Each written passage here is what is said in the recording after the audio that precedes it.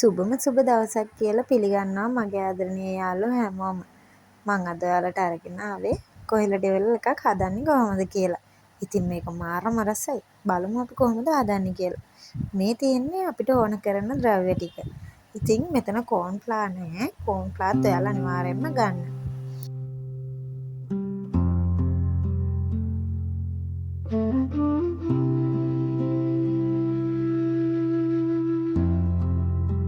මුලින්ම මම කරන්නේ මෙන්න මේ වගේ භාජනයකට කොහිල ටික දාගෙන ඒකට ලුණු චුට්ටකුයි කෝන්ෆ්ලවර් මේස හැන්දයි බිත්තරයයි දාලා හොඳට කලවම් කරගන්නවා.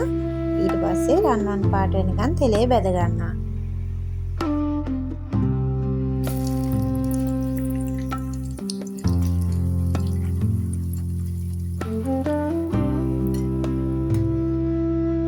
දැන් වෙනම භාජනයක් තියලා තෙල් ටිකක් දාගෙන තෙල් රත් වුණාට පස්සේ මම ඒකට තලාගත්ත ඉඟුරු සුදු ලුණු ටික එකතු කරනවා. ඊට පස්සේ කපාගත්ත ලුණු, කරපිංචා, තක්කාලි, මාළු මිරිස් ටික එකතු කරලා විනාඩි 2ක් වගේ තම්බ ගන්නවා. දැන් මම ගම්මිරිස් කුඩු, කෑලි මිරිස්, ලුණු කුඩු, කහ කුඩු චුට්ටක් එකතු කරලා ආයෙ කලවම් කරගන්නවා.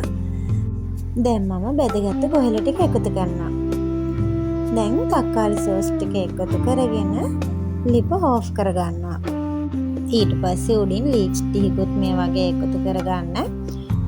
ඇත්තටම මේක මාරම රසයි. චිකන් ඩෙවල් එකක් වගේමයි.